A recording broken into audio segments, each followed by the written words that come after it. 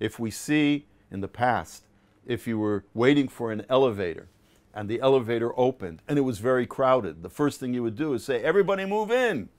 I'm going to squeeze and fit, and everybody's standing there.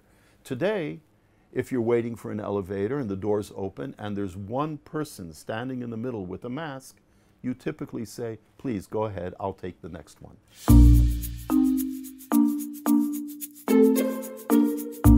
You know, I've been privileged because I have been studying coronaviruses for many years, and then all of a sudden, much of my research has become very relevant.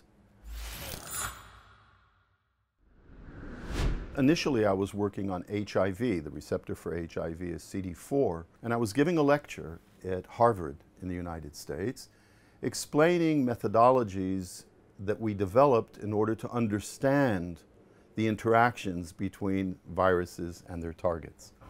And a colleague of mine, Wayne Marasco from Harvard, asked me if I can meet with him because he has questions to see if we can apply the technologies that we've developed to the virus he's working on.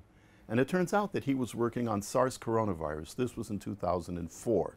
And so we worked on it. And by the time we actually had the solution, nobody was interested, because the SARS coronavirus of 2002, the epidemic died down. And it's interesting because the total number of people who were infected with SARS coronavirus number 1 in 2002 worldwide was 8,000 people. In 2012, a new coronavirus epidemic emerged, and that's called the Middle East Respiratory Syndrome virus. And that emerged in Saudi Arabia. It's also a coronavirus, similar to SARS to some degree, and the fatality rate there is much higher. It's about 30–35%. And so we then realized that we can implement what we learned on SARS and try to develop a vaccine for that. And so we found, after a number of years of research, 11 years studying coronaviruses, we realized that we've discovered a general method, a method that's good for coronaviruses in general. And so we filed for patent in 2015. And fortuitously, in 2020, in March of 2020, the patent has been issued by the United States. And it coincides exactly with the current emergence of the COVID-19 virus, SARS coronavirus 2.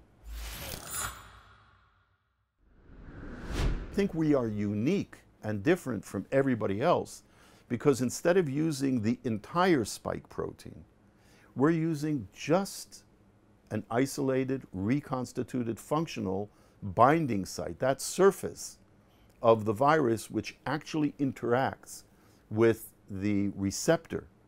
And we believe that if we can immunize, if we can use that as our vaccine active ingredient, we can focus the immune response precisely to where it's most needed, and therefore create a very efficient vaccine and a very safe vaccine. I believe that even if other vaccines are first to market and people become vaccinated with a full spike, it will definitely be much better and much more advantageous, more efficient and safer to then follow with a boost like ours. The fact that you can actually say, here I have a vaccine modality, like myself. Some people in the public will interpret, here they said they have the vaccine. Now, I don't have a vaccine. I have a vaccine candidate, and it has to be further developed. We have been able to create the tools to reconstitute this surface we've already completed. So this has only been a few months. And we're hoping that in the next month or two, we will have a fully functional receptor binding motif. And so that's going to be a very critical step, which hopefully we'll be able to report in about a month or 2 months that we've been able to do that. Then it is necessary to partner with the industry so they can take that and create a viable vaccine so people can actually be vaccinated. And this we've already done as well. And we have already signed the contract, and we're on the way to take the reconstituted RBM and create now a vaccine.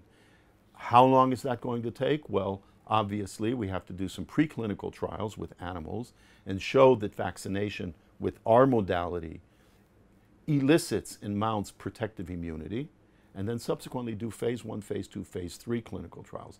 I don't believe that we'll have a vaccine before a year, but that's more or less the time that everybody's talking about, a year to 18 months, maybe 2 years. I think that's realistic.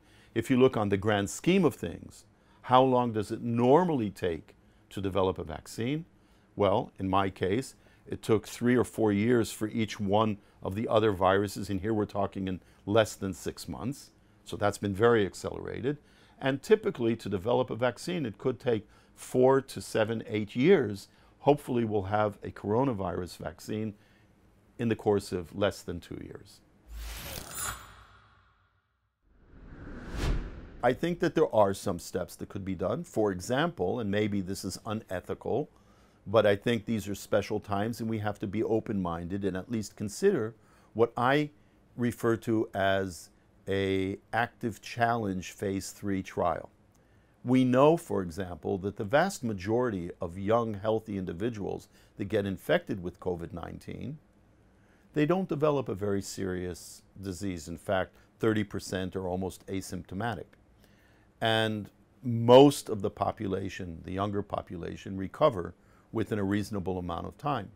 And so the question could be that in order to shorten the time of phase 3, it might be reasonable to take those that have been vaccinated in phase 2, possibly boost them again, check to see what is the level of their antibody response. And in fact, we can draw blood and test those antibodies and see, are they neutralizing in the laboratory to virus? And if so, I don't think it would be unacceptable to then challenge these people with live virulent virus and see if we can find the correlates as to what kind of immunity we can measure which promises protection. So this is very, very against the general ethics of clinical trials. You don't subject people to infectious agents purposely. However, on the other hand, here, the gain in shorting time could be very, very effective. And so there's always a question of risk as opposed to gain. And here I think it might justify a slightly different approach for phase 3. You know, I've been working on looking at RNA viruses and their interaction with the receptor with the hope of developing a vaccine. The first virus I worked on was rabies, and then subsequently HIV, AIDS. And there I've failed. What can we do? Not me alone, but we've all failed thus far in developing an effective AIDS vaccine. And so should we learn from that we're in trouble with corona? And I think these are two very different types of viruses. So I believe that corona is going to be a better target for a vaccine development and treatment and prophylaxis and management of public health than is the case for HIV.